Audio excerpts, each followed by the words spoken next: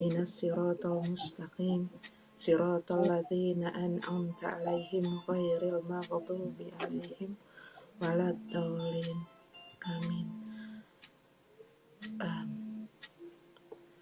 Ini kita sudah Mbak Dewi telepon sebentar ya Ibu. Baik.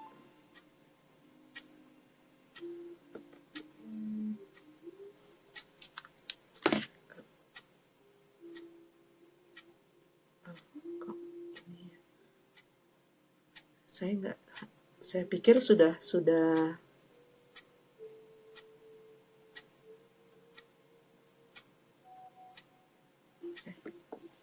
okay. Alhamdulillah, pada kesempatan kali ini waktu Amerika hari Kamis 26 April atau waktu Indonesia hari Jumat 27 April, saya Ira akan menemani sahabat Radio IMSA. Agenda kita pada hari ini adalah Menopause and Wellbeing dengan subtitle Sehat, Nyaman, dan Bahagia Saat Menopause. Narasumber kita adalah Dr. Anda Rustika Tamrin, psikolog dan wellness coach. Alhamdulillah, terima kasih atas waktunya Ibu Rustika. Alhamdulillah. Acara kita pada hari ini terselenggara atas kerjasama Departemen Kesehatan Bidang Psikologi IMSA Sister, Radio IMSA, dan IMSA. Insya Allah kita akan mengadakan sesi tanya-jawab setelah Ibu Rustika menyajikan materi. Pertanyaan bisa dikirim ke nomor +1 310 418 7837 atau ditulis dalam komen box di bawah poster Telebridge yang sedang berlangsung. Terima kasih Ibu Rustika atas waktu dan kesediaannya mengisi acara kita hari ini. Apa kabar? Baik, Alhamdulillah senang sekali bisa sharing dan bertemu silaturahim dengan saudara-saudaraku di IMSA Sister. Ya, Alhamdulillah, terima kasih. Saya baca CV Ibu ini, Masya Allah, bagus sekali, banyak. Saya sampai bingung. Ini saya harus pilih yang mana ini supaya waktunya bisa pas. Singkat aja, Mbak. Ya, Ya. Ibu Rustika adalah alumni dari Universitas Indonesia. Dalam kurun waktu 2007 sampai 2014, beliau mendapat berbagai sertifikasi dari berbagai negara, di antaranya adalah Certified Behavior Analyst dari Singapura, Certified Instructor of Hypnotherapy dari Indonesian Board of Hypnotherapy, Certified Practitioner NLP dari American Board of NLP, Certified Basic EMDR Therapy dari University of Birmingham, Emergenetics Asia License, dan tahun 2014 sebagai Certified Financial Planner FPSP.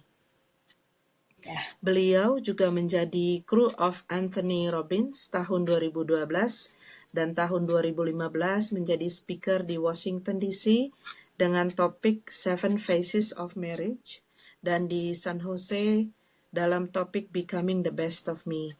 Aktivitas Ibu Rustika pada saat ini yaitu di Brawijaya Women and Children Hospital, Rustika Tamrin dan Associates, Yayasan Semangat dan Sehat Indonesiaku, dan School of Empathy Indonesia.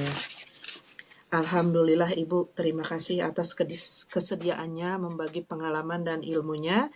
Waktu dan tempat saya persilahkan. Terima kasih. Ya, baik. Terima kasih. Semua sudah disingkat dengan bentuk yang lebih lugas ya. Jadinya mudah-mudahan pemirsa atau pendengar semua bisa kenal saya dan saya juga kenal semuanya. Baik, Alhamdulillah, Bismillahirrahmanirrahim. Kali ini tema yang akan kita bahas dan ini permintaan dari saudara-saudaraku di IMSA Sister, yaitu mengenai menopause. Karena saya psikolog dan juga well coach, saya kaitkan dengan well-being. Utamanya adalah emotional well-being. Nah, mungkin beberapa pendengar sudah mengisi kuis. Kita ada kuis ya Mbak ya. Oh iya Ibu. Mbak Dewi ada kuis, boleh ditampilkan Mbak. Jadi alhamdulillah nih tim Insa Sister sudah membantu meramu hasil penelitian kita untuk melihat, kita kan perlu melihat diri kita sendiri. Ini maklum karena sebagai perempuan, apalagi secara kultur timur, apalagi Indonesia, seringkali kita hanya fokus kepada orang di luar diri kita, anak dan suami. Jadi diri kitanya kelupaan nih, gitu. Padahal tahapan menopause adalah saatnya untuk lebih melihat diri sendiri. Oke, sudah tampil ya Mbak ya? Iya, insya Allah sudah surveinya. Oke, hasil surveinya ya. Baik, ini saya bagaimana membesarkannya. Oke, saya besarkan. Kecil sekali di saya. Oh, baik. Terima kasih, Mbak. Oke, kalau kita lihat di halaman pertama, Mbak, minta tolong. Survei ini diberikan sekitar 2 pekan atau 3 pekan yang lalu. Survei ini dilakukan tepatnya tanggal 11 April sampai 23 April 2018, jadi sekitar kurang dari 2 pekan ya. Iya. Dan alhamdulillah responden yang masuk sebenarnya ada sekitar 81 lebih dan sampai sekarang masih bertambah. Artinya buat Anda yang belum mengisi, kuis ini sangatlah baik untuk lebih mengenal diri kita, lebih melihat apakah tanda menopause itu sudah terjadi pada diri kita. Nah, dari sekitar 81 bahkan mungkin lebih, yang bisa diolah datanya adalah 72 orang. Jadi saran saya buat yang ingin mengisi, monggo silakan. Sebaiknya diisi semua, pastikan semuanya diisi, tidak ada nomor yang lowong, sehingga bisa diolah datanya nanti.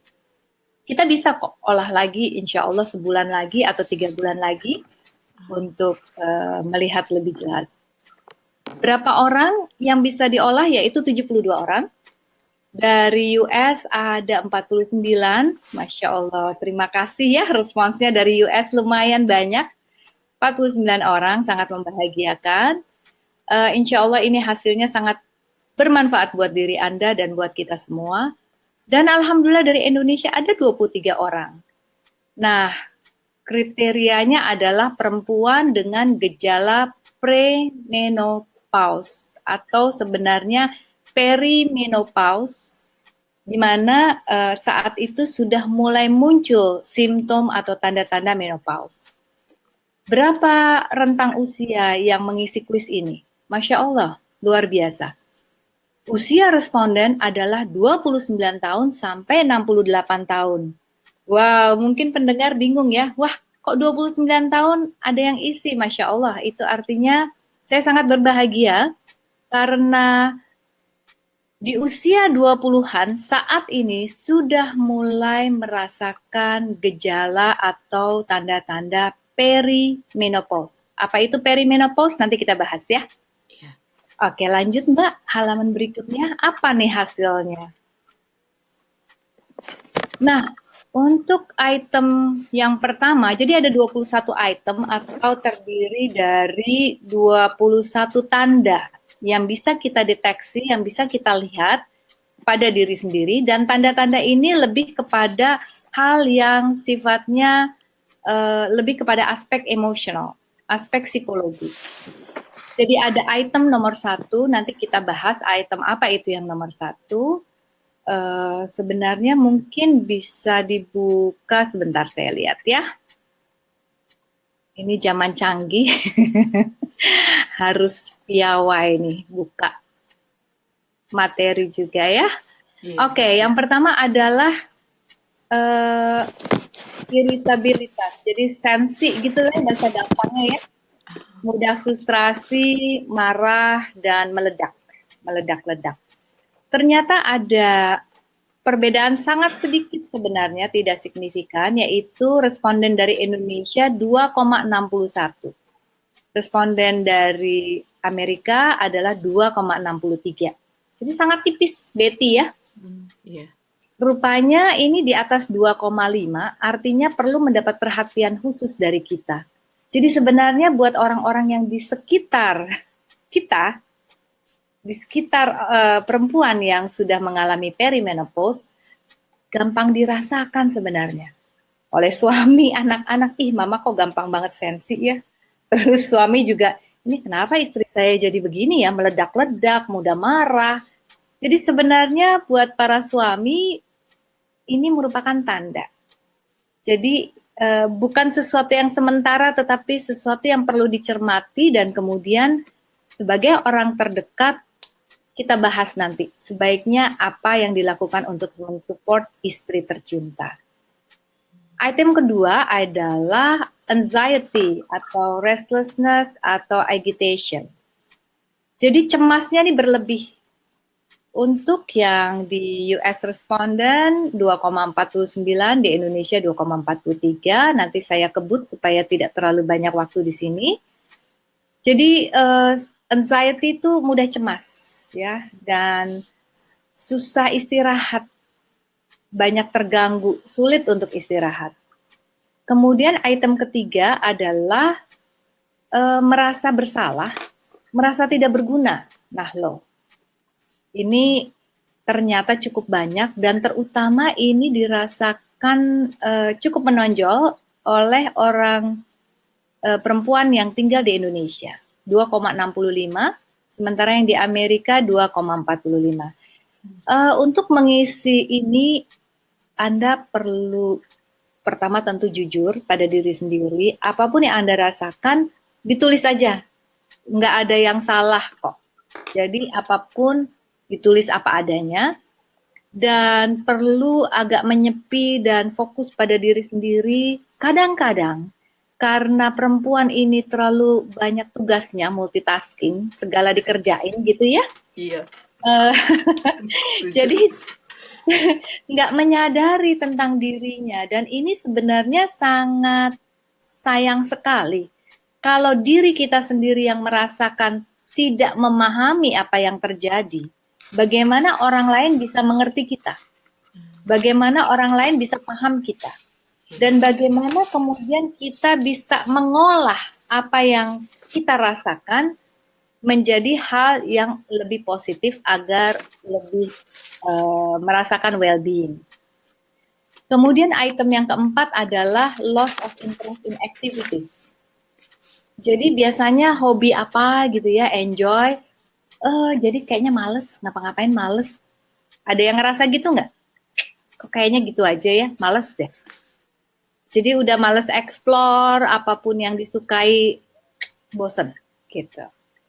Item yang kelima, ini rupanya cukup banyak, di atas 2,5 ya, yaitu trouble concentrating. Jadi susah fokus. Nah ini, mudah banget kena distraksi.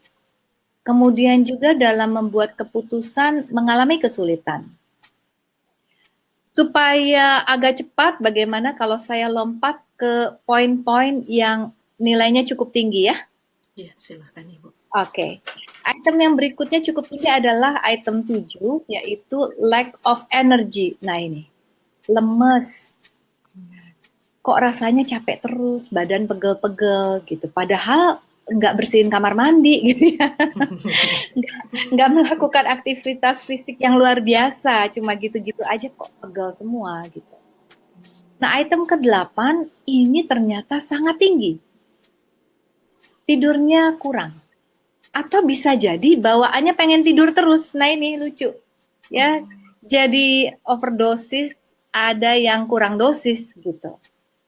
Jadi kalau sudah melihat tanda-tanda kok pengennya tidur terus, males ngapa-ngapain, atau kok susah tidur ya, terganggu, banyak aja gangguan.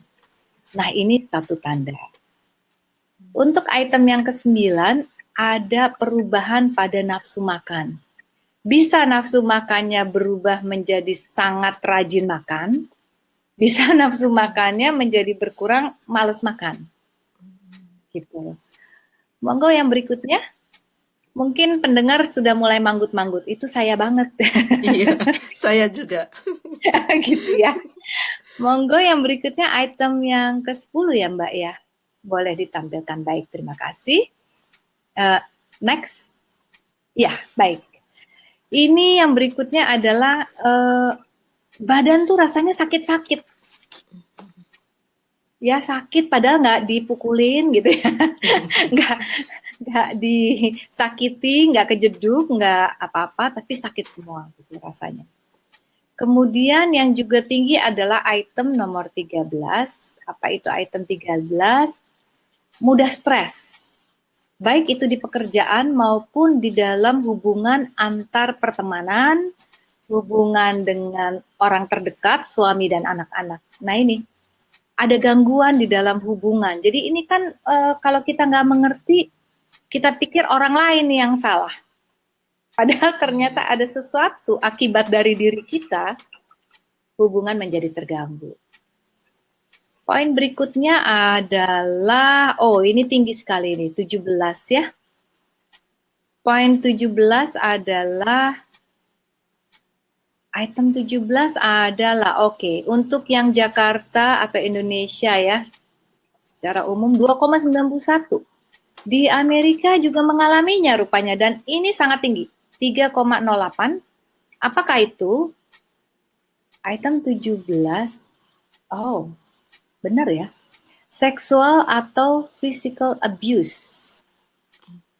Oh, ini adalah pengalaman pribadi Anda yang Anda nyatakan secara jujur dan jangan khawatir hasil ini tidak akan disebarluaskan apalagi dibuka. Ini yang ngisi si Anu loh, enggak, tenang aja ya.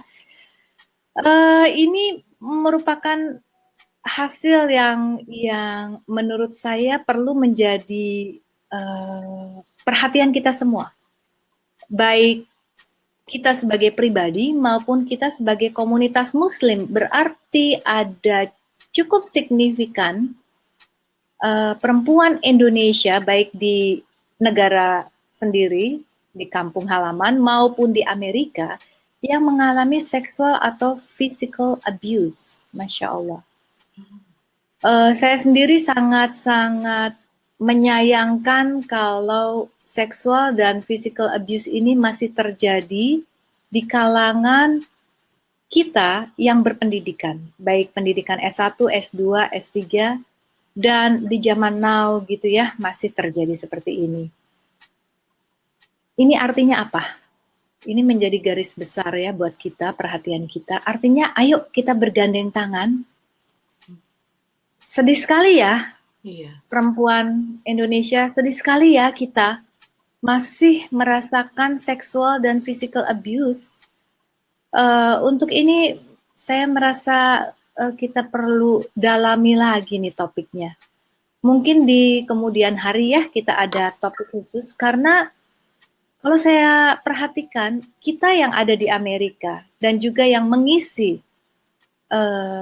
kuis ini adalah orang-orang yang berpendidikan, adalah orang-orang yang aktif, adalah orang-orang yang menurut saya paling tidak agent of change.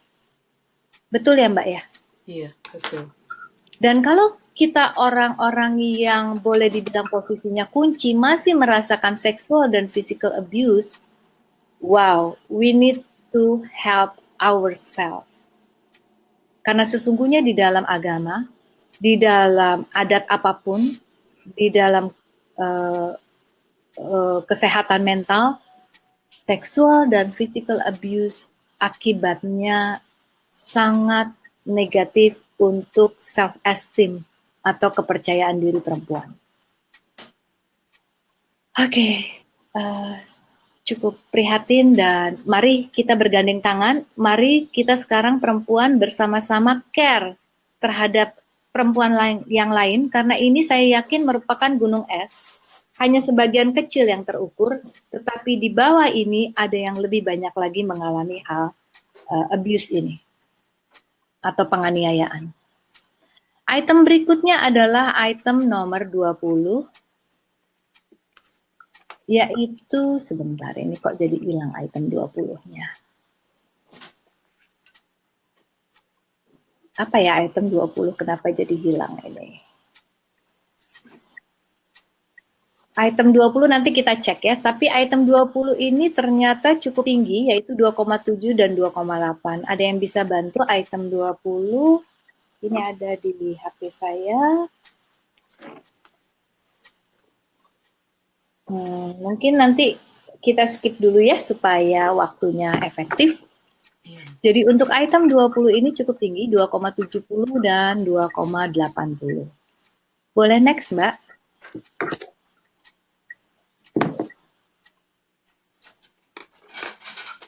Ya, kalau kita hitung rata-rata skor yang perempuan Indonesia maupun perempuan Amerika itu berapa, Mbak? Agak kecil di sini.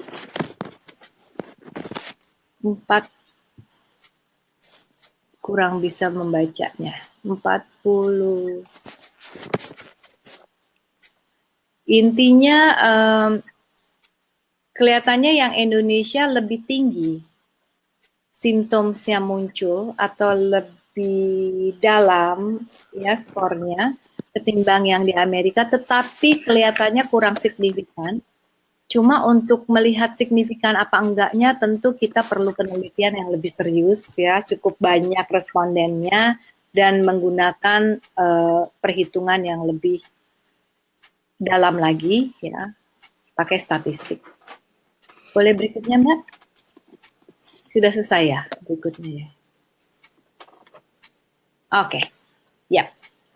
Jadi tadi ya item yang tinggi adalah 1, 5, 7, 8, 17 dan 20.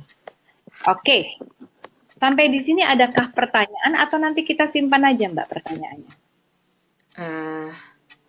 Kita simpan dulu, Ibu Rustika. Baik, baik. Oke, kita sekarang ke materi ya, Mbak ya?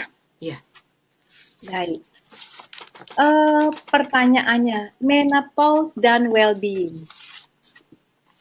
Ibu-ibu dan syukur-syukur nih mudah-mudahan pendengarnya ada bapak-bapak nih. Dan saya sangat senang sekali kalau juga ada anak-anak yang remaja. Kenapa? Karena perempuan menopause itu perlu sekali dipahami, perlu sekali disupport, didukung oleh orang-orang yang berada dekat dengan dirinya, yaitu tentunya pasangan suami dan anak. Ya, next Mbak.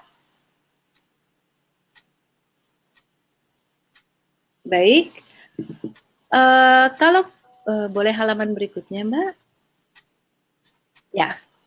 Apa sih definisinya well-being? Pastinya kita setiap sholat, apa sih yang kita doakan? Kita mendoakan agar apa, Mbak? Agar bahagia, benar ya? Iya, betul. Bahagia di dunia dan akhirat. Nah, kalau kita lihat definisinya, ini saya ambil definisinya dari Mental Health California. Apa sih well-being? Well-being adalah presence of positive emotion and moods. Artinya merasa konten, terpenuhi kebutuhan, dan merasa bahagia. Cocok ya dengan doa kita ya, ingin bahagia. Dan lepas dari emosi-emosi negatif seperti depresi dan anxiety atau kecemasan. Artinya ada perasaan puas dalam kehidupannya, ada hal-hal yang dia merasa terpenuhi apa yang dia perlukan. Dan dia merasa fungsi-fungsi atau resource yang ada di dalam dirinya ini bisa dimaksimalkan atau dioptimalkan. Intinya, seseorang yang well-being adalah seseorang yang melihat bahwa hidupnya bahagia, penuh syukur, dan dia merasa nyaman, merasa bahagia. Dan ternyata merasa nyaman dan bahagia ini adalah kunci untuk sehat. Banyak yang orang pikir, sehat itu kan beda sama bahagia. Sehat itu adalah kondisi tubuh. Begitu banyak orang yang mengalami gejala penyakit tubuh, mereka hanya datang ke dokter, tetapi mereka tidak menyadari bahwa sakit fisik 80% disebabkan karena kondisi mental atau well-being yang terganggu. 80% loh. Nah, untuk beberapa dokter yang sudah komprehensif pendekatannya, dan saya pikir di Amerika sudah lebih maju ya, sudah lebih komprehensif karena banyak research yang dilakukan di sini. Mereka sangat sangat concern pendekatan untuk menyembuhkan atau preventif itu dilakukan keduanya. Secara fisik oleh dokter dan secara emosional oleh psikologis atau oleh life coach atau oleh wellness coach. Oke, next. Berikutnya adalah, ya, sekarang well-being itu sendiri seperti apa sih? Masih bingung nih, ngawang-ngawang. Jadi gimana ya jelasnya? Ada dua version. Kita bisa melihat dari dua sudut pandang. Yang pertama adalah dari sudut pandang hedonic satisfaction. Yaitu apa? Munculnya perasaan positif. Ya, jadi yang positif, positif, positif. Kemudian negative feelings-nya kalaupun ada, dia sudah bisa merubahnya menjadi positif. Kemudian secara umum, dia puas dengan hidup. Oh, alhamdulillah ya, dia bisa melihat kehidupannya lebih positif, mencapai target-target seperti yang dia inginkan, bahkan mungkin lebih dari yang diinginkan, sehingga mereka bisa merasa puas dan bahagia. Berikutnya adalah I'm in seminar. We'll call you back. Oke, sorry ada interupsi sedikit. Oke. Berikutnya adalah dari aspek pemenuhan atau kepuasan terhadap kehidupan. Jadi orang-orang yang well-being, mereka menerima kondisi dirinya baik kekurangan maupun kelebihan. Tidak ada orang yang kelebihan semuanya. Tidak ada orang yang kok isinya kurang melulu. Nggak ada. Semua kita ada positif, kelebihan, ada negatif, ada kekurangan. Masalahnya yang sering terjadi, kenapa orang perlu bantuan adalah ketika seseorang kurang memiliki awareness, jadi tidak paham apa yang terjadi dengan dirinya, kemudian alhamdulillah saya dapat bunga. Masya Allah. Wow. Masya Allah, alhamdulillah. Jadi berbunga-bunga. Masya Allah. Wah. Masya Allah. Aduh, boleh ya semu merah dikit mukanya. Ya. Alhamdulillah. Mudah-mudahan para bapak-bapak bisa manis seperti ini terus-terusan ya. Amin, amin. Amin. Saya mendoakan semoga teman-teman sahabat IMSA Sister juga bahagia, punya self-acceptance, penerimaan diri. Jadi ada 3 tahap ya, yaitu awareness, kemudian acceptance, satu lagi adalah let go. Ini 3 kunci kalau ingin bahagia. 3 hal ini nanti sebenarnya perlu praktek nih, nggak bisa cuma ngobrol doang ya. Hal yang perlu kita praktekin sehingga masing-masing kita bisa menjalani hidup menjadi lebih bahagia. Ada yang mau nggak? Mau. Mau ya? Iya. Bahagianya bukan hanya lahir batin, tetapi secara sadar dan secara tidak sadar pun bahagia. Oke, apalagi nih, positive social relationship. Orang-orang yang well-being biasanya secara sosial dia punya hubungan yang baik dengan suami, dengan anak-anak, dengan komunitas, dengan sahabat, semuanya. Dan orang yang well-being adalah mereka yang selalu mengembangkan dirinya, selalu tumbuh. Jadi kadang-kadang kita suka dengar ya, aduh udah 40, udah tua nih, berarti udah saatnya untuk stagnan atau kemudian turun. Artinya, kalau kita termasuk yang seperti itu, hati-hati.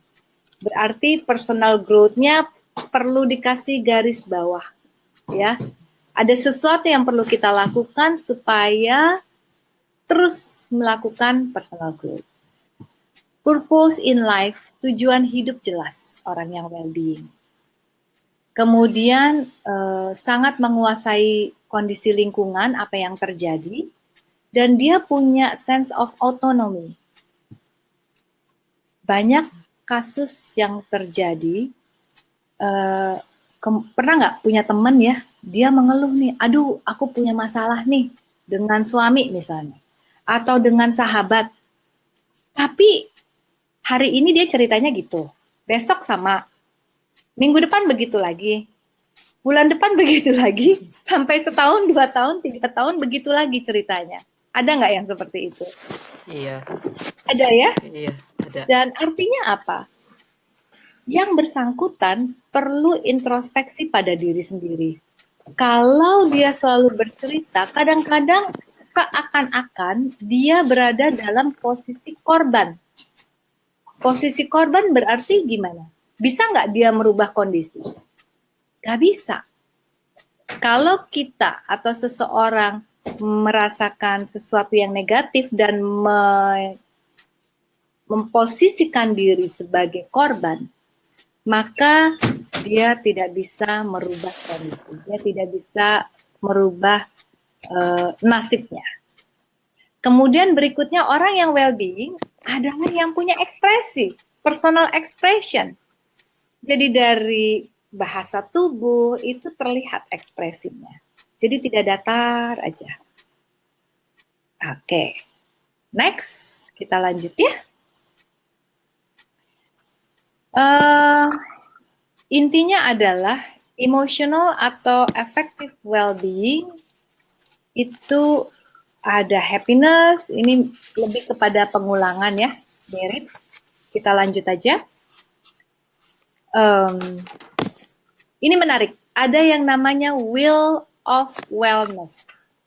Apa itu will of wellness? Kita lihat. Nah, ada 1, 2, 3, 4, 5, 6, 7, 8. 8 dimension of wellness. Apa itu? Yang pertama adalah secara spiritual. Jadi wellness-nya itu bahagianya terpenuhinya di aspek 8 ini. Spiritual, environmental, secara dia dan komunitasnya, kemudian emosionalnya, bagaimana emosinya, finansial, ternyata ini juga sesuatu yang penting. Kita nggak bisa bilang, aduh kalau finansial mah nggak apa-apa deh, miskin di dunia, yang penting di akhirat ya. Iya. Ternyata ibu-ibu sadarlah, dan bapak-bapak kalau ibu-ibunya agak-agak mengeluh soal finansial, sadarlah istri Anda sebenarnya berbaik hati mengingatkan agar 8 dimensi wellness ini terpenuhi. Jadi mari, finansial itu bukan sesuatu yang tidak penting ya.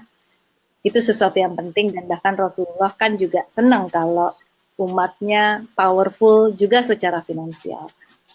Kemudian intelektual, Masya Allah.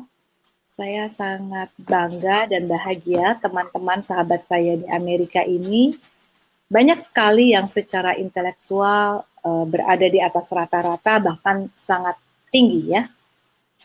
Kemudian occupational. pekerjaan dan juga pendidikannya di dalam prestasi akademisnya. Lalu apalagi fisiknya. Nah, ini sedikit cerita. Kan kalau di Indonesia nih gara-gara Facebook suka ngumpul ya, alumni, bener nggak? Ya, betul Jadi sekali.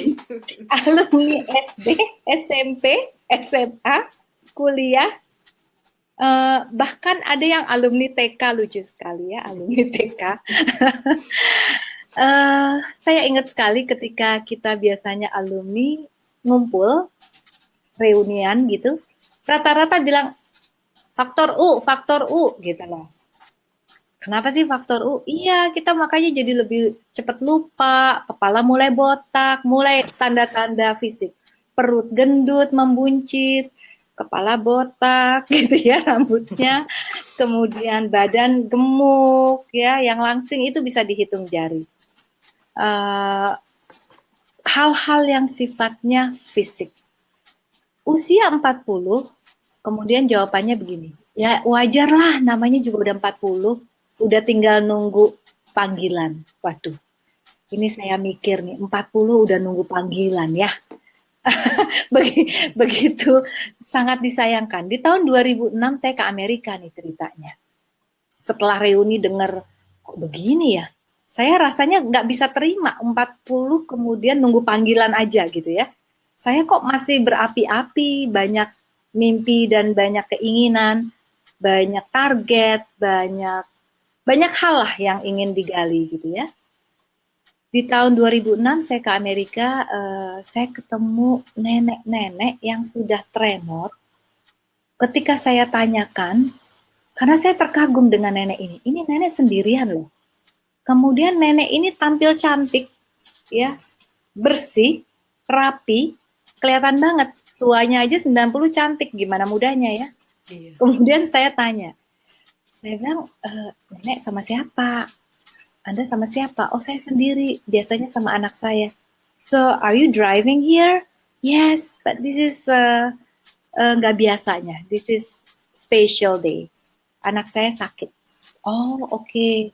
Terus dia sambil tremor. Terus saya pikir mungkin dia tinggal sama anaknya. Ternyata enggak. Dia tinggal sendirian di rumah. Usia 90 lebih. Saya terpana. Saya benar-benar menganga gitu ya, yang terpana. Ini merupakan peringatan dari Allah bahwa 40 tahun itu belum ada setengahnya dari usia si nenek. Halo, 40 tahun Anda sudah merasa diri Anda maghrib, yang 90 tahun masih asar gitu ya. Kok Anda 40 udah maghrib gitu. Nah, di sini saya melihat terutama di negara maju, faktor fisik ini sesuatu sebenarnya amanah dari Allah. Mereka sangat menjaga amanah ini dengan pola hidup yang sehat, pola makan, pola olahraga, dan juga bagaimana mengelola stres. Karena stres ternyata akibatnya sangat besar terhadap fisik kalau kita tidak bisa mengelolanya.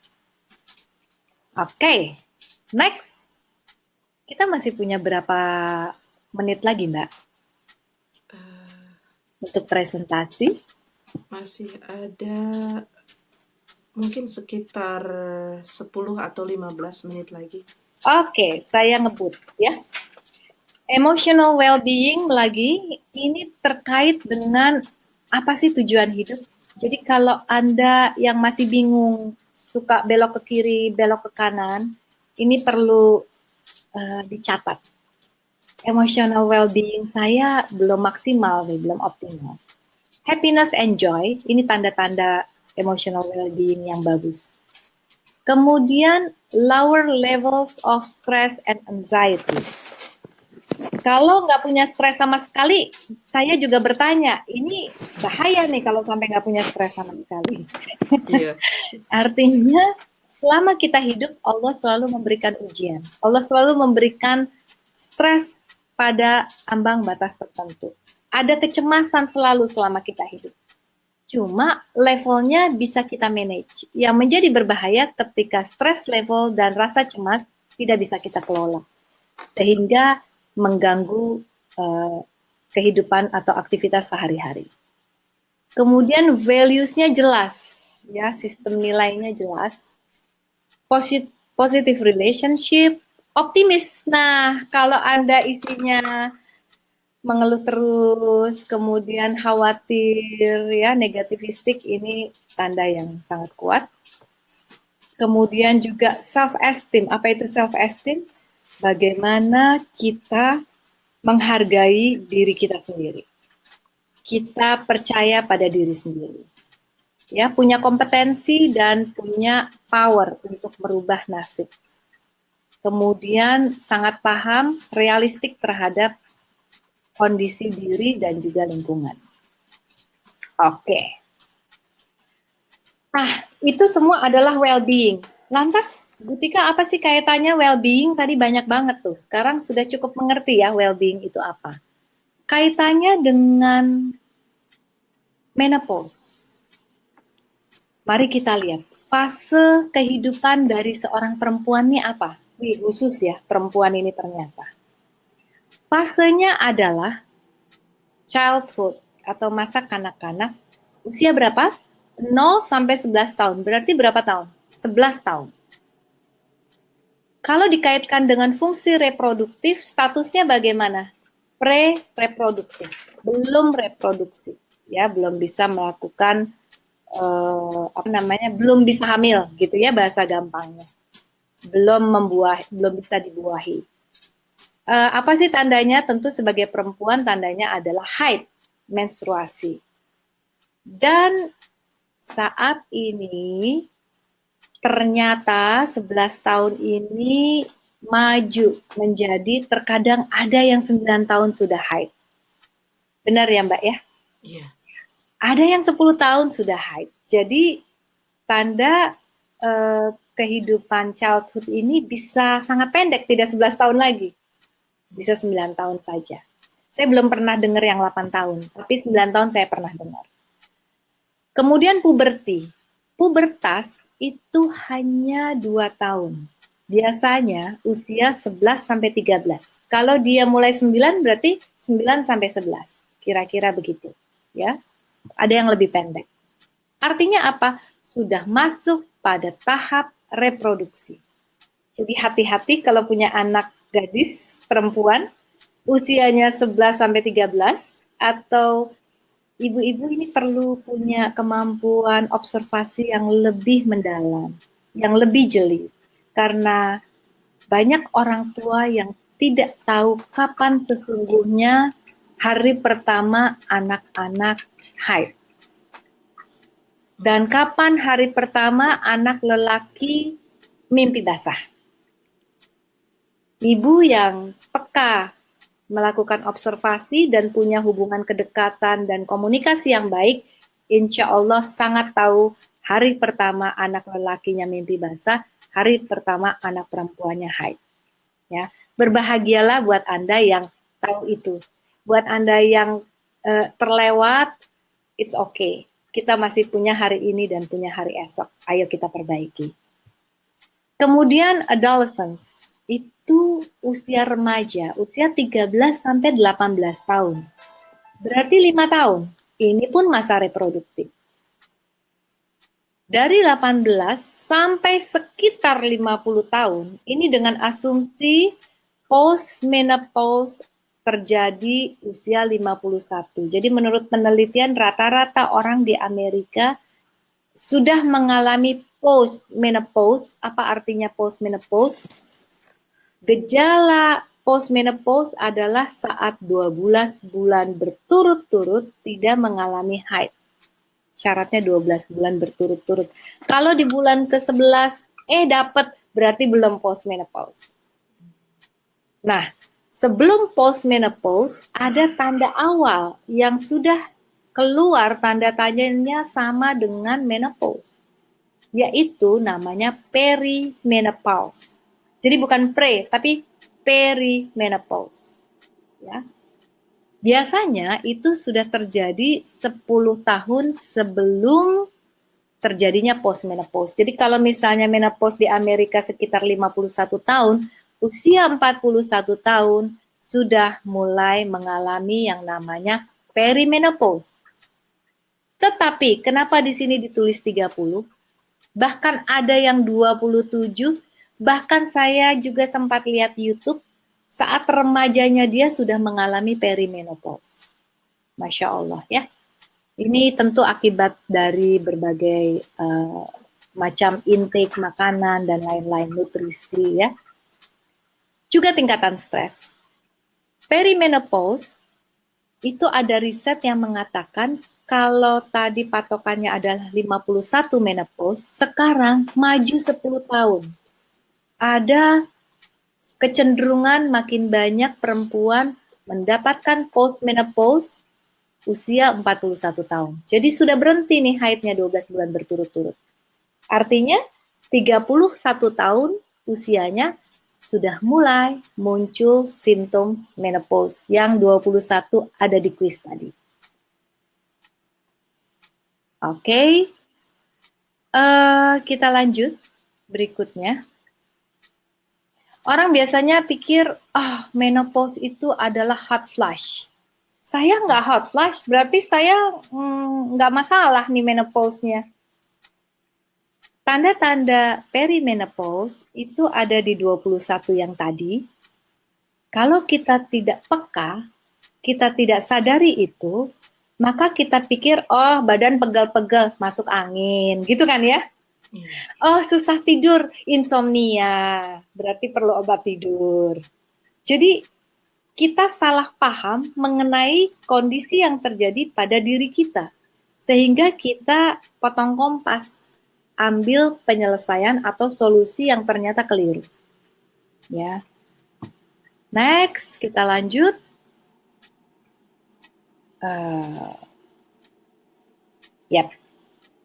Untuk adulthood tadi ternyata 32 tahun, 18 sampai 50. Jadi kalau kita lihat tadi, childhood berapa tahun? Bisa 9, bisa 11 tahun. Puberty hanya 2 tahun, setelah itu berganti menjadi adolescence atau remaja. 5 tahun. Cukup 5 tahun. Adulthood, dewasa muda dan dewasa menengah. 32 tahun. Panjang ya. Dengan catatan, kalau menopause-nya usia 51. Tapi ada orang-orang yang menopause-nya lebih dini, yaitu 34, 33. Maka berarti perimenopause-nya 20 tahunan. Artinya apa? Masa adulthood dewasanya sangat pendek. Setelah itu, begitu 12 bulan berturut-turut tidak haid, itulah dia postmenopause. Dan itu tidak akan ada lagi tahapan perkembangan reproduksi lainnya. Stop sampai di situ sudah. Artinya apa? Begitu pentingnya masa postmenopause. Kalau kita lihat penduduk dunia, ternyata kan banyakkan perempuan ya daripada pria, benar? Iya. Udah begitu ya tanda-tandanya ya. Saya nggak kasih data berapa sebenarnya. Di saat perimenopause ini, ketika kita tidak sadari, ada banyak bahaya mengancam. Apa itu? Karena ternyata produksi estrogen itu berkurang, muncullah berbagai macam tanda-tanda yang 21 tadi. Jadi ada hal yang tidak reguler, yang irregular. Kemudian muncul juga keinginan untuk melakukan hubungan seks menurun. Nah ini menarik. Ngebayang nggak sih? Perempuan usia 35-40 katakan. Kira-kira anaknya usia berapa ya? Kira-kira kalau dia menikah usia 25, anaknya 15 tahunan, betul ya? Iya. Artinya apa? Posisi perempuan menopause berada di dalam posisi kejepit. Kejepit di atas, kejepit di bawah. Kenapa saya bilang kejepit?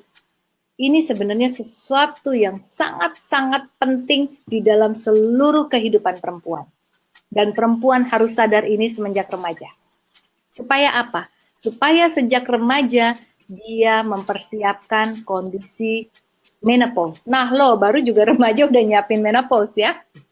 Karena kita tahu Kalau kita tahu mau ada hujan, kita sedia payung, dibandingkan orang yang tidak sedia payung, mana yang lebih baik kondisinya?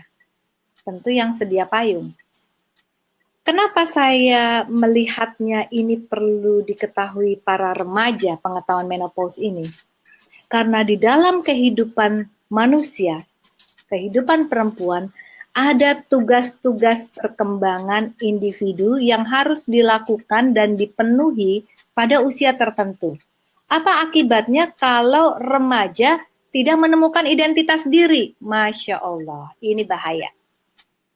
Untuk ibu-ibu dan bapak-bapak yang terlalu mendorong, mempush anak untuk mencapai prestasi, si anak tidak punya kesempatan sosial, kasihan anak Anda.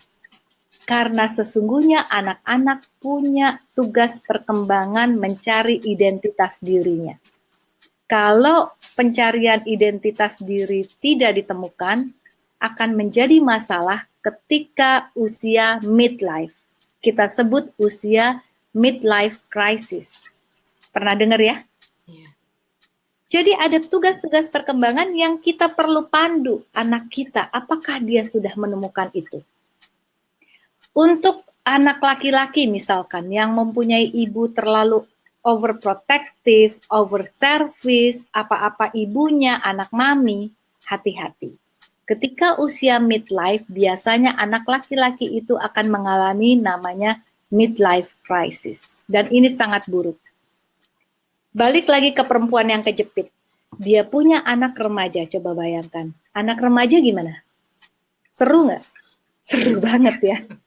Masa badai. Si perempuan, si ibu sedang mengalami masa badai yang tidak pendek waktunya, panjang. Pada saat yang sama, punya badai di bawah. Pada saat yang sama, orang tuanya sedang dalam kondisi fisik menurun. Badai lagi nggak tuh? Iya. Jadi ini badai semua. Badai, Masya Allah, badai si perempuan, ya si ibu, si orang tua, yang anak, belum lagi suaminya kalau dia midlife crisis. Masya Allah. Artinya apa? Artinya tugas kita sebagai ibu mempersiapkan anak-anak remaja kita supaya saat dia usia 30 tahun, 35 dan 40 sudah kokoh fondasinya.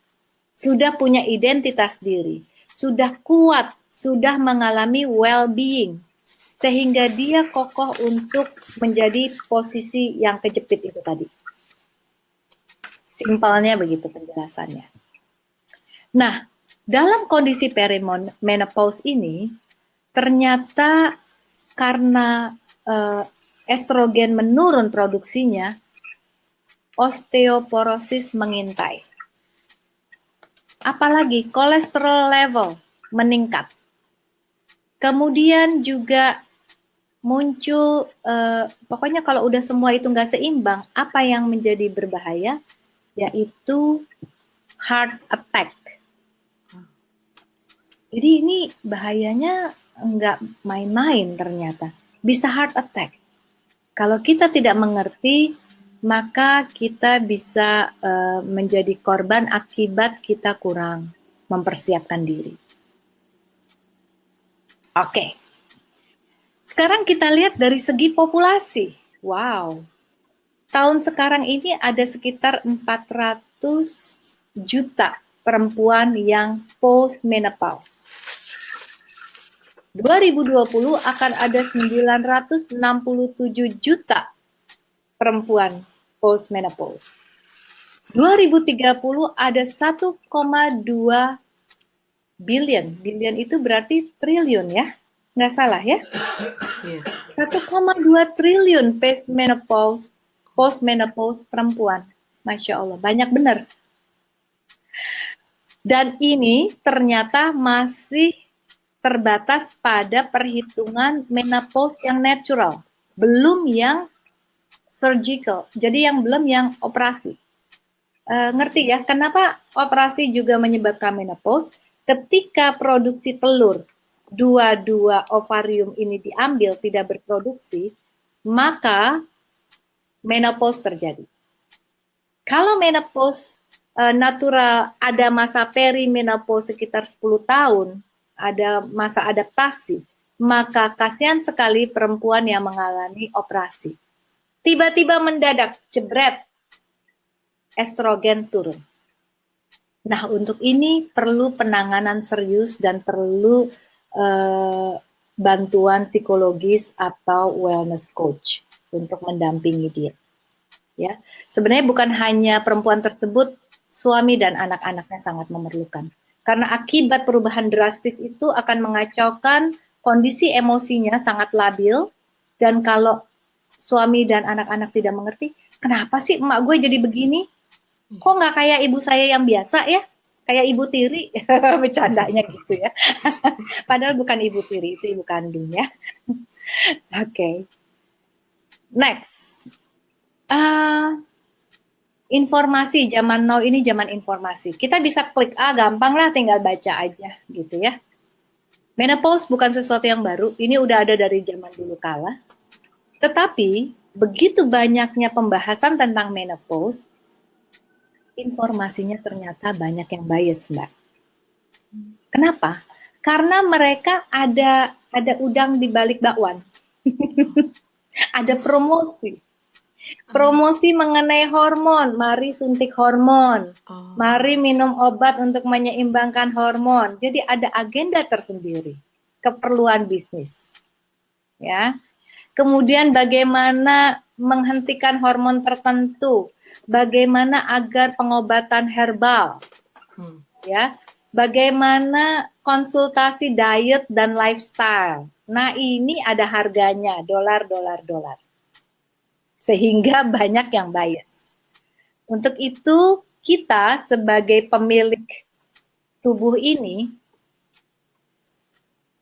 apakah kemudian menyerah begitu saja? Begitu banyak hal yang perlu kita pelajari, dan pastinya ketika menopause terjadi, kalau kita kurang persiapan, bisa tercapai nggak kondisi well-being? Sulit. Dari data, perceraian banyak terjadi ketika usia 30 ke atas si perempuan.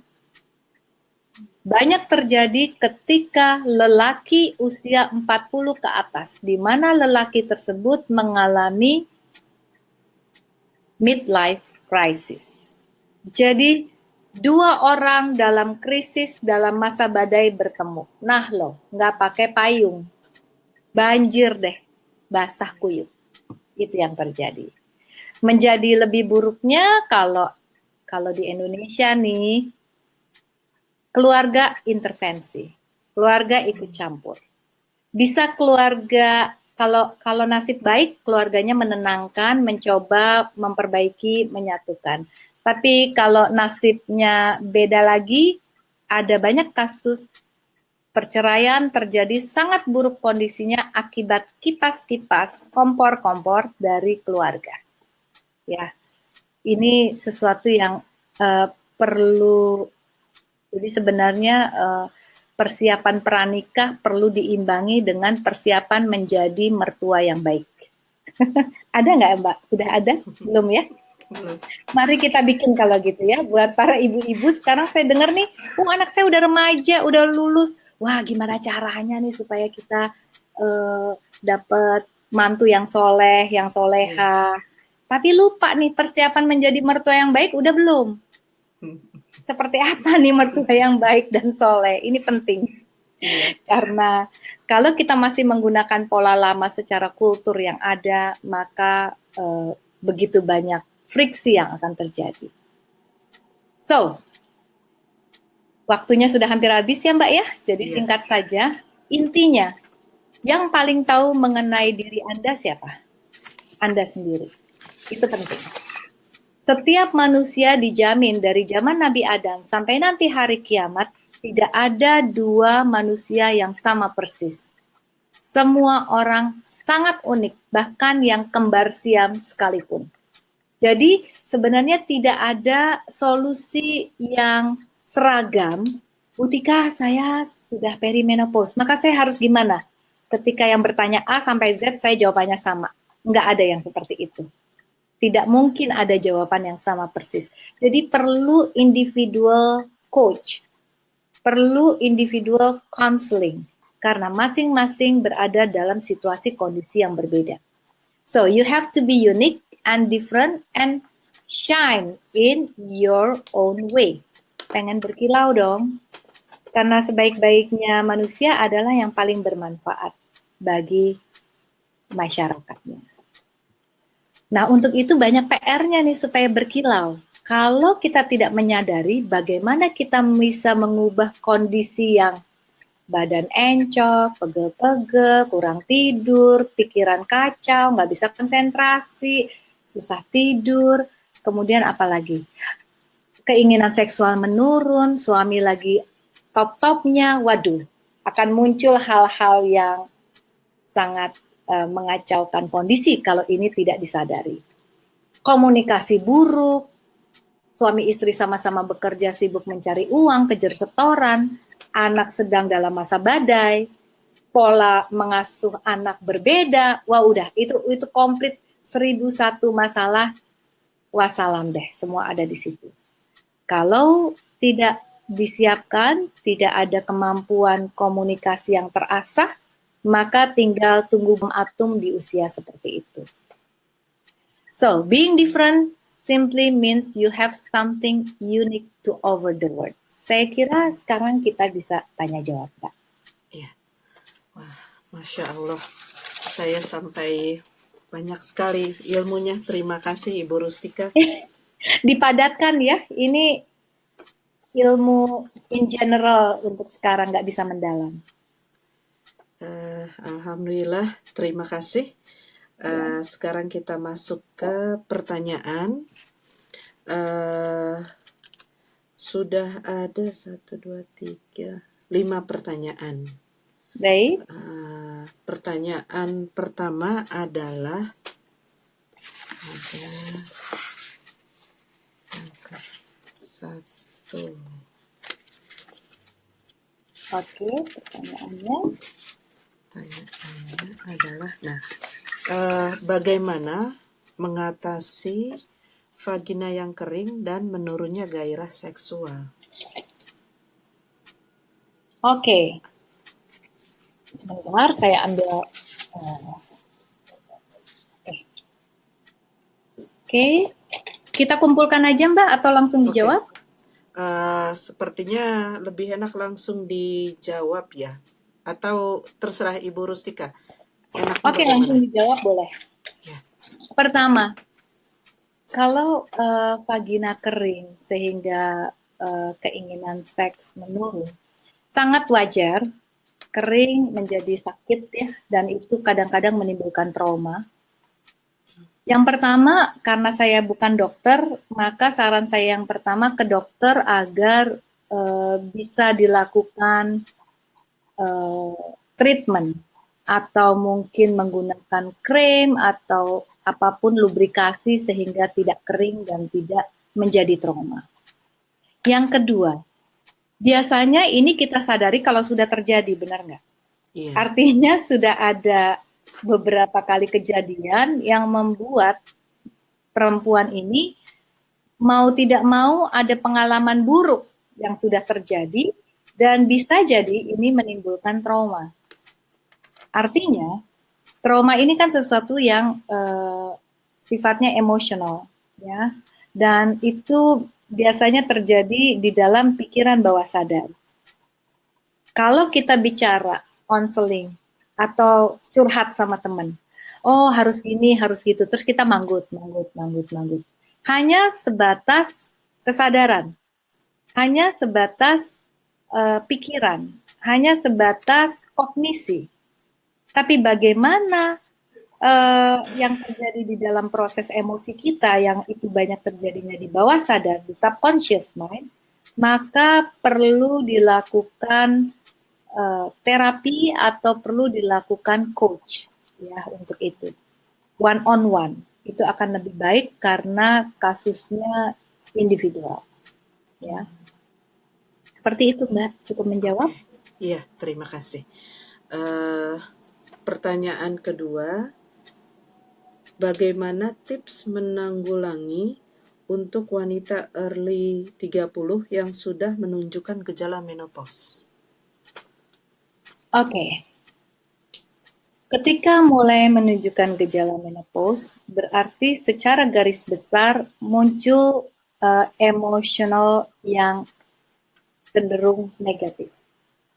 Ada rasa bosan, ada rasa lemes, lesu, tidak semangat, ada begitu banyak emosi-emosi atau state kondisi emosi yang negatif. Apa yang perlu dilakukan? Yang pertama, Anda perlu aware. Awareness ini tinggi. Bagus sekali pertanyaan ini muncul. Artinya di usia 30 sudah merasakan bahwa emosinya mulai terganggu. Mulai banyak hal-hal negatif yang dia rasakan. Setelah awareness ini, apa tahapan berikutnya? Berikutnya adalah accept, terima. Ya, ternyata saya sekarang sudah mempunyai beberapa tanda perimenopause. Karena biasanya kan dicek, kalau dia masih haid berarti masih perimenopause. Dan perimenopause ini adalah masa subur. Dan bahkan bisa lebih subur dari biasanya, 1 bulan bisa 2 telur dilepaskan, sehingga kemungkinan untuk bisa hamil kembar menjadi lebih tinggi. Jadi bisa hamil kembar beda telur, ya, karena telur yang dilepaskan bisa 2 sekaligus. Kemudian hal lainnya tentu, jadi gini, di dalam kondisi menopause yang ada 2 tahapan, yaitu perimenopause dan postmenopause, perempuan perlu berkaca, perlu memfokuskan diri pada dirinya. It's all about you. Udah sekian puluh tahun kita memperhatikan suami, anak-anak, orang tua, bukan berarti egois kemudian tidak memperhatikan mereka, tapi halo, kalau kita naik pesawat, ada kondisi genting, ini kan kondisi badai nih. Yeah. Apa yang pramugari bilang? Akan turun tabung oksigen, bukan tabung, apa namanya? Masker oksigen. Siapa yang mesti dipasang dulu maskernya? Apakah anak? Apakah suami? Nope, it's you. Anda perlu pasang oksigen lebih dulu. Artinya, Anda perlu menolong diri Anda sendiri. Apalagi kalau Anda sadari, jadi ini saatnya kayak di simpang jalan ya. Kita ada di simpang jalan, kita pasti punya tujuan, kita lihat, kita mau kemana sih sebenarnya? Mau ke kiri dikit, ke kanan dikit, apa mau lempeng? Gitu kira-kira. Kemudian kalau begitu, kita juga lihat ke belakang. Halo, saya ini di belakang jalannya bagaimana sih? Menggol-menggol? Apa sudah konsisten? Apa nggak jelas nih jalannya saya di belakang? Mungkin saya udah terbang. Jadi di sini adalah tahapan untuk melakukan evaluasi diri. Ini adalah ciri khas dalam masa menopause atau midlife. Ya, saatnya untuk jujur pada diri sendiri. Kalau Anda denial, sulit. Anda perlu jujur pada diri sendiri, aware, terima. Ya, saya sekarang sedang masa perimenopause. Ya, ada banyak tugas perkembangan yang belum selesai kemarin-kemarin. Misalkan, aduh, saya itu kawinnya muda. Aduh, ternyata saya nggak sempat kerja. Waduh, saya kepengen berkarir, tetapi tahu-tahu pindah ke Amerika, nggak bisa kerja. Harus ngurus anak dan suami. Aduh, padahal ayah saya kepengen saya jadi apa gitu. Padahal saya ingin membahagiakan, membuat bangga orang tua. Berarti kan ada PR nih yang belum selesai. Yeah. Untuk itu, kita harus jujur pada diri sendiri. Harus kenal pada diri sendiri bahwa akibat dari banyak hal yang belum diselesaikan, itu menjadi buruk buat kita kalau kita tidak manage, tidak kelola. Dan menjadi sangat buruk kalau suami tidak mengerti istrinya sedang berada di mana. Kalau suami juga tidak mengerti bahwa dirinya juga berada di simpang jalan. Jadi ini ada berapa orang di simpang jalan nih? Ada 2. Suami istri di simpang jalan, ada anak yang berada dalam masa badai, Dan karena kultur kita, semua menggantungkan kepada si ibu atau si perempuan. Nah, ini perlu sebenarnya kalau saya bahasa gamblangnya bukan hanya perubahan, tetapi perubahan yang cukup drastis. Untuk melakukan lompatan atau kuantum, untuk kita membuat planning terhadap masa depan, kita membuat eh, belajar secara maksimal bagaimana sih caranya mengelola stres, bagaimana sih mengelola PR yang begini banyak dalam tempo sesingkat-singkatnya. Bagaimana komunikasi yang selama ini terhadap suami tidak bisa terbuka, apalagi soal seks, gitu ya. Ini menjadi terbuka. Karena masalah seks, kita tadi lihat dari hasil penelitian ya, hasil riset kecil-kecilan kita, ternyata ada paling banyak, paling besar skornya terjadi sexual abuse dan physical abuse. Artinya apa? Ini ada sesuatu yang masih tertutupi, masih belum diselesaikan atau dikomunikasikan secara baik. Ya. Seperti itu Mbak jawabannya. Iya, Jadi alhamdulillah. memang kesempatan kita belajar itu betul-betul dari buayan sampai liang kubur ternyata ya. Iya, Masya Allah. Eh, Pertanyaan yang ke tadi ya untuk early 30 ya. Lalu jika suami, pertanyaan berikutnya, lalu jika suami yang cuek dan tidak aware dengan kondisi perubahan istri menghadapi premenopause, bagaimana cara menyadarkannya? Sekarang reaksi pertama saya adalah tarik nafas dalam, lepaskan ya. Artinya apa? Itu adalah satu teknik untuk melepaskan teknik pernafasan untuk bisa lebih bersabar. Dalam arti bersabar bukan berarti nerimo apa adanya ya sudahlah. Tetapi bersabar, berusaha semaksimal mungkin agar si istri bisa bicara dan yang diajak bicara yaitu suami bisa mendengarkan. Dan suami istri sama-sama merasakan bahwa halo, kita berdua perlu melakukan perubahan. Halo, kita berdua ini adalah contoh peragawan dan peragawati bagi anak-anak kita. Kalau kita tidak melakukan perubahan yang kuantum, maka nasib 2, 3, 4, 7 generasi berikutnya akan melakukan jalan di tempat seperti ini aja. Pastinya kita nggak mau kan? Capek juga ya jadi perempuan kalau suaminya cuek, tidak bisa mengerti perasaan istri, padahal fungsi pernikahan apa sih? Supaya bisa saling share, ada companionship. Buat orang-orang yang bukan people person, mungkin kondisi itu dia lebih bisa tahan banting ya. Karena buat dia nggak begitu penting juga sih. Yang penting hal lainnya gitu. Dia bisa bisa menutup kacamatanya secara fokus, tidak peduli dengan suami yang cuek. Tetapi untuk perempuan yang social person, yang people person, wah itu tuh penting banget. Sakitnya tuh di sini. Dalam gitu ya. Punya suami kok cueknya ampun-ampun. Nggak ngerti juga, udah dibilangin pakai halus nggak ngerti, pakai keras nggak ngerti juga, pakai banting bareng nggak ngerti juga, apa juga nggak ngerti. Itu kan frustrasi ya.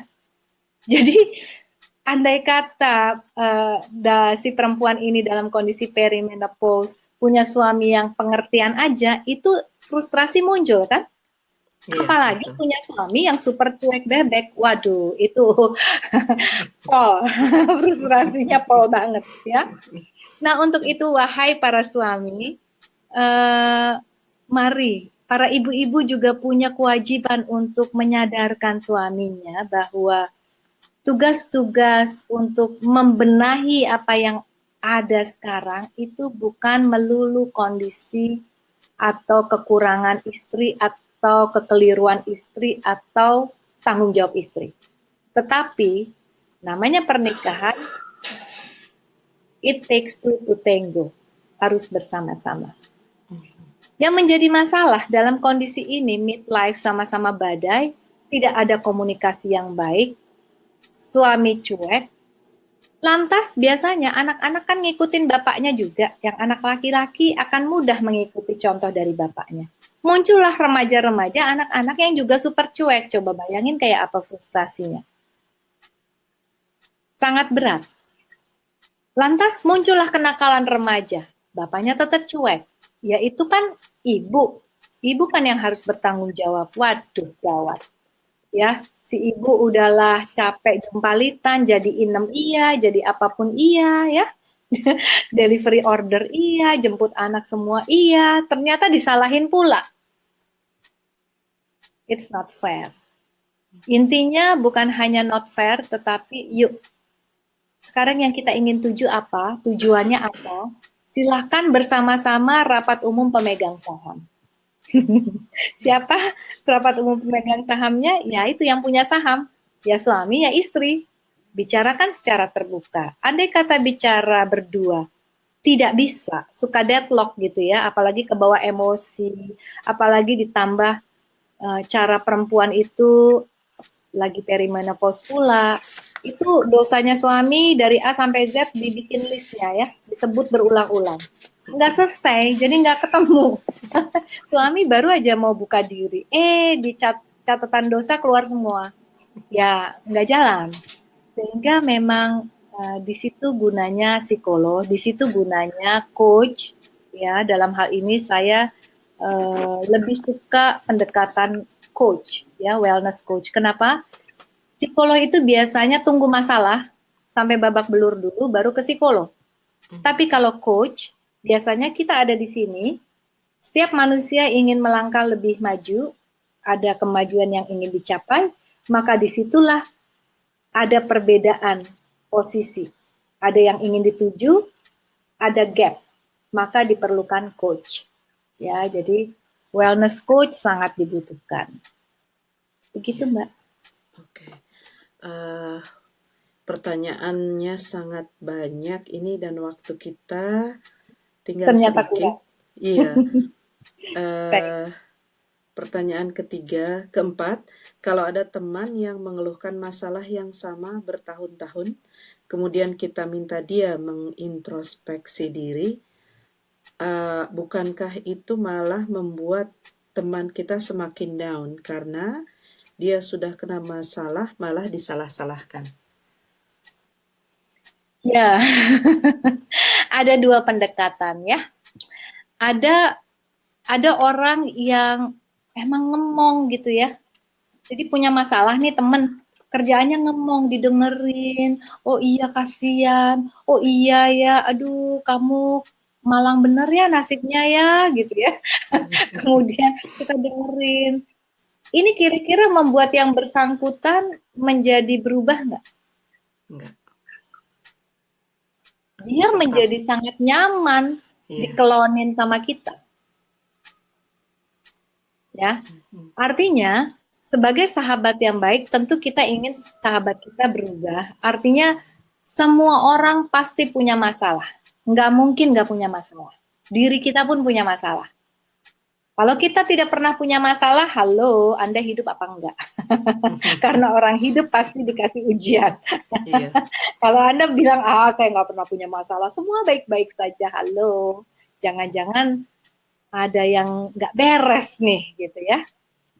Maka ketika seorang diberi ujian, sebenarnya itu adalah tiket untuk seseorang memacu dirinya untuk melompat lebih tinggi, memposisikan diri menjadi orang yang lebih tahan banting.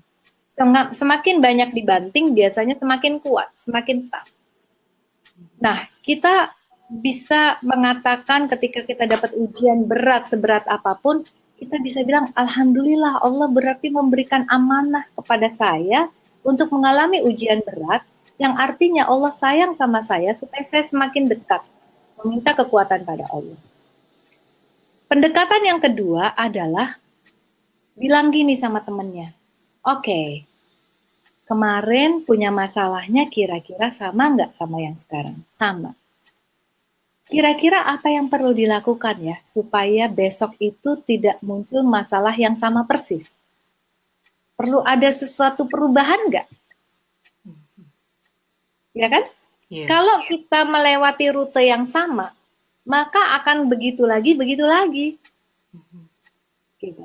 Tapi kalau kita coba pakai jalur yang berbeda, pakai cara yang berbeda, pakai pendekatan yang berbeda, maka hasilnya biasanya akan berbeda. Kalau sebagai teman memberikan peringatan, nggak mudah juga, ya tentu perlu bantuan ahlinya. Ya karena sebagai coach, sebagai psikologis itu punya ilmu yang banyak, ilmu terapi dan lain-lain. Karenanya sekolahnya juga panjang, Mbak. Iya. Kalau semuanya bisa diselesaikan oleh teman, kerjanya psikolog sama coach apa? Bercanda ya. Jadi memang ada porsi-porsinya. Sometimes orang ketiga yang kita tidak kenal lebih kita dengar ketimbang orang yang sudah biasa bersama kita. Begitu. Iya. Nah, terima kasih. Dan pertanyaan selanjutnya adalah bagaimana jika di awal usia 30 tahun sudah menunjukkan gejala malas berhubungan seks dengan suami, tidak bergairah, apakah sudah menunjukkan gejala menopause? Ini kita masih ada 1, 2, 3, 4 pertanyaan setelah pertanyaan ini. Moga-moga kita bisa. Dalam tempo yang singkat-singkatnya. Oke. Tadi saya sudah nyatakan bahwa masalah emosi bukan masalah kognisi, bukan masalah pikiran dalam arti intelektual, bukan. Masalah pikiran bawah sadar, emosi itu adanya di subconscious mind. Dan untuk itu, kita semua perlu kenal seperti apa subconscious mind kita. Kita semua perlu masuk ke dalam diri kita sendiri, ke deeper self-nya kita. Kemudian kita melakukan rekonsiliasi, kita melakukan restrukturisasi, kita melakukan reprogramming di dalam pikiran bawah sadar. Kalau kita kenal, kemudian kita bisa mengakses pikiran bawah sadar kita, maka secara sadar kita bisa mengelola, kita bisa memanage apa yang ada di pikiran bawah sadar kita, sehingga kitalah yang menjadi penentunya, kemana harus menuju. Kalau kita tidak punya akses, kita tidak kenal, apa yang terjadi? Kita menjadi budak, kita diperbudak, dikerjain sama pikiran bawah sadar kita. Contoh, ada anak yang sejak kecil ditakut-takuti sama buaya. Apa yang terjadi? Biasanya terjadi generalisasi. Dia takut sama cicak pun. Cicak padahal kecil ya. Apa yang terjadi? Di usia 50, bahkan 55, bahkan 60. Seorang yang tinggi besar, gagah, kuat, badannya besar, bisa jatuh, bisa kecelakaan akibat melihat cicak. Masuk akal apa enggak? Sangat tidak masuk akal. Padahal dia misalnya profesor, doktor, badannya ceritanya rajin olahraga ya, six pack gitu ya. Kemudian lihat cicak kecil. Dia bisa jadi patah kaki, dia bisa jadi kecelakaan hanya gara-gara cicak. Itu kan nggak masuk di akal. Tapi kalau si profesor ini kemudian tahu bagaimana mengenal bawah sadarnya dan kemudian melakukan reprogramming dari bawah sadarnya, maka dia tidak perlu trauma, dia tidak perlu fobia terhadap cicak. Gitu. Artinya, setiap kita di dalam kondisi midlife dan bahkan sebenarnya dari remaja, alangkah baiknya punya keterampilan, kemampuan untuk melakukan self-hypnosis. Apa sih hipnosis? Hipnosis itu kemampuan berkomunikasi dengan pikiran bawah sadar diri sendiri dan bahkan pikiran bawah sadar orang lain. Begitu, Mbak. Jadi sebenarnya kalau dibutuhkan, kita bisa lakukan kelas, ya, kita lakukan workshop supaya kita meningkat nih, karena kita kan mau melakukan kuantum, nggak bisa dengan rute yang begini-begini aja nih, perlu yang berbeda. Maka kita bisa lakukan self hypnosis, yang alhamdulillah saya juga punya sertifikasi untuk menjadi trainer, memberikan sertifikasi untuk kelas self hypnosis. Jadi ini bukan hanya bukan semata-mata promosi, tetapi lebih kepada yuk kita cari penyelesaian yang jelas gitu. Karena lewat konseling, lewat bicara, lewat seminar begini kan kita cuma dapat permukaan ya, itu tidak bisa terselesaikan. Iya. Ibu Rustika, ini kita masih memiliki 1, 2, 3, masih ada 4 pertanyaan. Waktu kita? Ibu Rustika masih punya waktu? Insya Allah masih ada waktu. Dan disediakan waktunya untuk IMSA Sister. Terima kasih, alhamdulillah.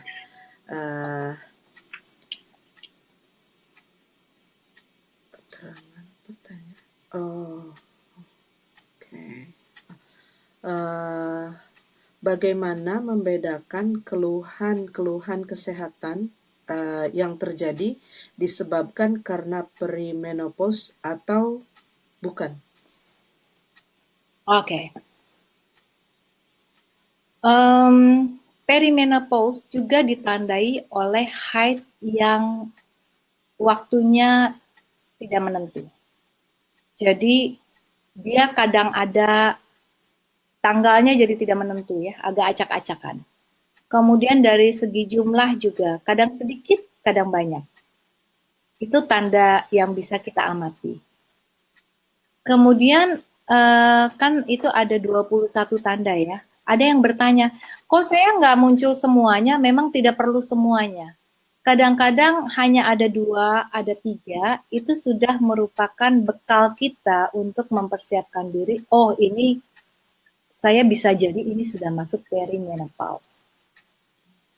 Menarik sekali, saya kemarin melihat YouTube ya, ada yang pernah lihat YouTube-nya Dr. Burke. Dia itu naturopati, profesor dokter, dan juga sekaligus nutrisionis. Jadi ada satu pasien, dia semenjak remaja sudah mempunyai gejala yang dialami oleh orang perimenopause. Jadi nggak pernah masa remaja, lompat jadi perimenopause. Dan Masya Allah, ternyata akibat dari pola makan yang sehat, yang bagus, dia sekarang usianya 46 tahun kalau nggak salah. Yang biasanya dia harus minum obat untuk bisa haid, sebulan setelah melakukan diet tersebut, saya ungkapkan aja, dietnya adalah ketogenic diet, ternyata membuat dia bisa haid secara natural. Ternyata tidak hanya itu. Ini saya tidak dalam mempromosikan ketogenic ya, tapi mungkin dipelajari sendiri. Kadang-kadang mungkin cocok, kadang enggak. Tetapi tidak ada salahnya kita membuka diri, mempelajari dan melihat review dari orang yang sudah menjalani. Ternyata akibatnya juga kepada tentu berat badan menjadi sangat menurun. Dia turun 100 pound. Selama berapa lama ya? 100 pound, saya lupa. Kemudian mata, ini juga pengaruh ke mata. Matanya jadi lebih baik, tidak tebal, kacamatanya berkurang ketebalannya, visionnya lebih baik. Kemudian respirasi, seperti asma, alergi, dan sinus, dia biasanya pakai semprotan untuk respirasi, hilang, tidak perlu sama sekali. Jadi kalau misalnya Anda peka terhadap apa yang terjadi dalam diri, tadi usia 30 awal merasakan sudah muncul gejala itu, kemudian diikuti Anda melakukan perubahan pola makan, perubahan olahraga, perubahan pola pikir nomor satu, karena itu yang menggerakkan. Perubahan emosi, state emotionnya harus dibikin positif dulu, maka itu bisa menjadi tenaga penggerak buat kita melakukan perubahan fisik, melakukan perubahan kebiasaan. Kalau sudah menjadi kebiasaan, maka itu menjadi mudah. Yang repot ini kan buat bergerak merubah perilaku aja udah deh, udah enakan ini pencet-pencet WhatsApp gitu ya, enakan main laptop dan buka YouTube. Nah ini zaman now kan kayak begini nih, Iya. godaannya banyak ya. Sehingga memang kita butuh kemampuan untuk bisa merubah state emotion yang tadinya bosen, males, menjadi positif. Menjadi, ya saya perlu belajar. Ya, saya perlu menyiapkan diri saya supaya saya siap menghadapi masa apapun. Dan Anda yang sudah menyiapkan diri dan bisa mengatasi emosinya menjadi positif, bayangkan masa post menopause terjadi semenjak katakan 51 atau bisa maju 41 sampai akhir hayat. Jadi menopause, kadang orang bilang gini, menopause saya udah lewat, udah selesai. No, nggak ada selesainya. Sampai akhir hayat. Sehingga kalau kita punya kemampuan belajar banyak dan kemudian kita bisa mengendalikannya, kita bisa memanagenya, maka kita justru bisa mengubah masa suram itu menjadi masa gemilang. Justru di sini kita bisa menemukan the true self. Karenanya kita suka melihat orang-orang yang, kok umur parubaya kok malah kelihatan lebih menarik, lebih sehat, lebih cantik, lebih berprestasi, semuanya serba lebih dan menjadi puncak dari kejayaan dia ketimbang saat dia muda. Jadi kunci untuk bisa sukses adalah saat kita bisa mengatasi diri sendiri. Ya, di sini ada di PowerPoint ya, Mbak. Boleh dibuka PowerPoint-nya? Ya. Saat kita bisa sukses itu bisa kita lihat kita ada di tangga yang mana. Kita bisa lihat kalau tangga yang paling rendah, yang belum sukses itu dia bilangnya I won't. Saya nggak akan. Dapat kritik, dapat saran, no, nggak akan, saya nggak akan lakukan, saya udah kayak gini. Tangga berikutnya, saya udah coba, tapi I cannot, I can't. Tangga berikutnya adalah I don't know how. Jadi udah nyoba, mencoba beberapa kali, tapi saya nggak tahu gimana caranya. Kemudian berikutnya I wish I could. Ada lagi berikutnya what is it? Berarti sudah mulai ada curiosity untuk mencari tahu lebih lanjut, ya. Jadi ajang ini, event ini sekarang adalah lebih kepada membuka wawasan. Ini ada apa sih sebenarnya dengan menopause gitu? Sesuatu yang memang ada, nyata, penting banget apa enggak penting sih? Sehingga muncul diharapkan dari sini tidak berhenti sampai di sini. What is it? Oh, jadi bagaimana? Jadi makin maju melangkah sampai terjadi perubahan perilaku dan kebiasaan sampai perubahan karakter. Oh, I might. Mungkin ya saya bisa. Think I can. Or ya, saya bisa. Oh, kayak gitu toh caranya. Oke, saya bisa. Kenapa bisa ngomong saya bisa? Artinya dia sudah banyak proses di dalamnya. Proses belajar, mencari tahu, dan kemudian proses latihan. Kemudian I will, sampai akhirnya yes, I did it. Kita kalau di dalam coach, kita lakukan perubahan-perubahan kecil, target-target kecil, dan kemudian kita mencapainya, kita bisa celebrate, yes, I did it. Gitu. Sehingga kalau sudah ada rute berhasil, akan mudah mencapai kesuksesan-kesuksesan selanjutnya. Gitu. Iya. Cukup menjawab, Mbak? Iya, terima kasih. Baik. Pertanyaan berikutnya sepertinya sudah terjawab, saya akan bacakan. Cara mencegah gairah seks supaya tidak menurun. Kalau saya tidak salah paham tadi sudah termasuk dibahas atau Oke, saya bisa tambahkan. oke. Ada terapi namanya mindfulness. Mindfulness terapi adalah terapi sehingga kita bisa berfokus kepada di sini saat ini, here and now. Banyak perempuan karena begitu banyak multitasking, begitu banyak yang harus dilakukan, itu sulit melakukan here and now. Jadi misalnya nih, sekarang pikiran ini tadi kompor udah dimatiin apa belum ya?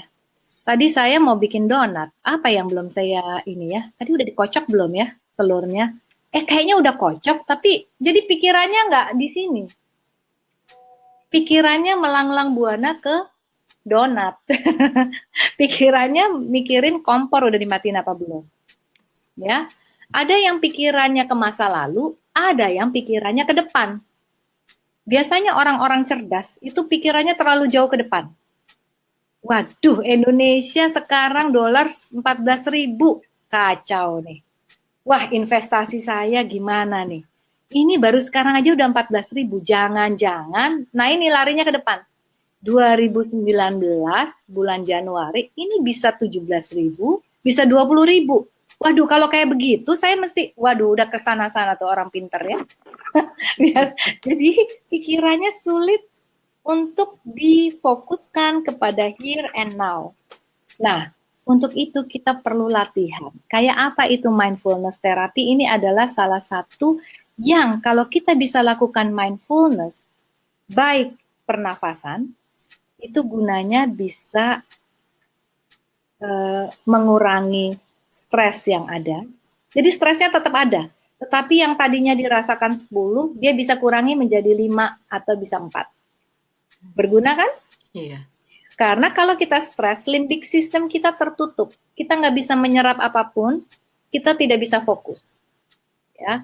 Kemudian kalau bisa mindfulness secara nafas, secara imajinasi, maka insya Allah ibu-ibu dan bapak-bapak bisa menikmati seks menjadi lebih baik. Karena itu kan ibadah. Ada nilai pahala, bukan sesuatu yang ya wes lah udah menopause ini, tutup pabriknya, tutup semuanya.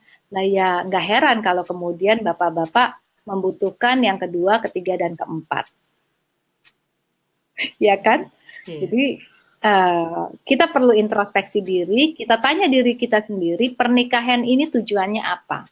Pengen bahagia. Siapa yang bahagia? Ya suami, ya istri. Apakah kita bahagia dengan pabrik tutup? Enggak juga. Ada rasa bersalah di dalamnya, ada rasa frustrasi. Berarti ada yang harus diperbaiki, ada yang harus dirubah. Ada yang harus kita gali, harus kita asah keterampilannya. Salah satunya adalah mindfulness therapy. Dan satu hal lagi nih, biasanya ibu-ibu kalau dikaitkan dengan pelangsingan senang. Mindfulness eating itu adalah kunci untuk menurunkan berat badan.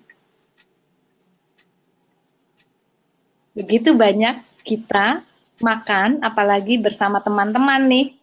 Waduh, apalagi kan makanannya dari A sampai Z enak semua nih makanan Indonesia.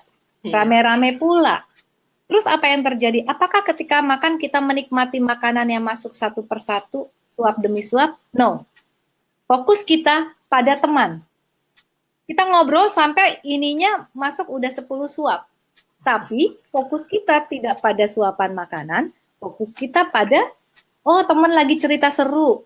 Wah, apalagi ditambah bumbu-bumbu ya, makin seru gitu. Nah, apa yang terjadi? Udah makan 2 piring, kepuasannya nggak terjadi. Karena apa? Karena kita tidak fokus pada apa yang kita makan. Kita fokus kepada cerita teman dan bumbu-bumbu lainnya. Gitu. Jadi mindfulness ini sangat dibutuhkan. Iya. Sangat menarik. Wah. Mhm. Pertanyaan selanjutnya adalah apakah menopause itu ada faktor keturunannya? Misalnya jika ibu menopausnya usia 45, apakah si anak juga akan mendapat menopause pada usia yang sama atau sekitarnya? Kalau masalah ini mungkin lebih tepat ditanyakannya pada dokter. Saya terus terang untuk hal yang terkait fisikal, saya nggak berani jawab karena saya bukan ahlinya. Tetapi yang saya tahu ini juga terkait dengan asupan gizi. Ini sangat terkait dengan kemampuan emosi kita juga. Karena banyak sekali orang yang berhenti haid, dia mengalami menopause dini, itu dari research akibat stres yang tidak bisa dikelola dengan baik. Jadi stresnya eksesif, berlebihan dan terus-menerus, dan ini pengaruhnya ke hormon. Maka kalau hormon, yaitu tadi estrogen, progesteron, testosteron, ini menjadi tidak seimbang, mempercepat terjadinya menopause. Ya, oke. Insya Allah ini pertanyaan terakhir. Baik. Apakah ada pengaruh dengan pemasangan KB terhadap emosional? Pengaruh dengan tidak haid dalam beberapa waktu tertentu. Baik. Lagi-lagi ini adalah areanya kedokteran, tetapi yang saya tahu, jadi jangan sampai ini menjadi acuan ya, kata Butika, aduh Butika bukan dokter. Ya, saya hanya membaca dari beberapa website, ada pengaruh alat kontrasepsi. Karena alat kontrasepsi ini biasanya dihadang proses pelepasan telur, dan biasanya salah satunya itu di tuba fallopinya itu dihambat. Nah, karena ada hambatan, terjadi ketidakseimbangan hormon. Nah, kalau hormon sudah tidak seimbang, itu pengaruhnya ke emosi. Nah, sekarang kita ini kan khalifah fil ard. Oke, terjadi perubahan hormon, emosi berubah. Halo, karena kita adalah khalifah di muka bumi, maka yakinlah pada diri sendiri bahwa kondisi itu bisa kita kelola. Asal kita tahu caranya. That's very important. Begitu banyak orang yang menyerah dan kemudian menggunakan label, ya udah kan saya perimenopause, jadi memang nggak seimbang, jadi harus makan obat. Dan makan obat ternyata seumur hidup ya postmenopause itu, berarti harus minum obat terus. Wah, ini bahaya. Kalau kita sudah menyerah di situ, kita lupa bahwa sesungguhnya kita adalah khalifah fil ard. Dan dari banyak research, dari banyak pengalaman, orang-orang yang sakit parah seperti kanker dan lain-lain, kalau dia punya kemampuan bicara, berkomunikasi dengan bawah sadarnya, dengan tubuh, organ tubuh internal, ternyata kita manusia itu punya kekuatan yang luar biasa. Kita bisa ngobrol sama tubuh kita. Dan Masya Allah, janji Allah itu benar. Semua ada obatnya. Dan obat yang paling kuat, paling utama adalah diri kita sendiri. Sekarang kita mau menjadikan diri kita sebagai obat, kinclong sebagai permata, atau kita mau membiarkan diri kita menjadi redup, menjadi racun, bahkan memelihara penyakit. Pilihan ada di kita masing-masing. Masya Allah, Alhamdulillah. Iya, Alhamdulillah pertanyaan itu adalah pertanyaan terakhir. Terima kasih sekali Ibu Rustika atas waktu dan ilmunya. Semoga Allah semakin menambah berkahnya kepada Ibu Rustika. Dan amin, amin ya Rabbal Alamin. Terima kasih kepada sahabat Radio IMSA, sisters yang telah mendengarkan dan telah mengajukan pertanyaan. Mohon maaf atas segala kekurangan. Terima kasih. Jazakumullah khair. Assalamualaikum warahmatullahi wabarakatuh. Waalaikumsalam warahmatullahi wabarakatuh. Sampai ketemu lagi. Insya Allah.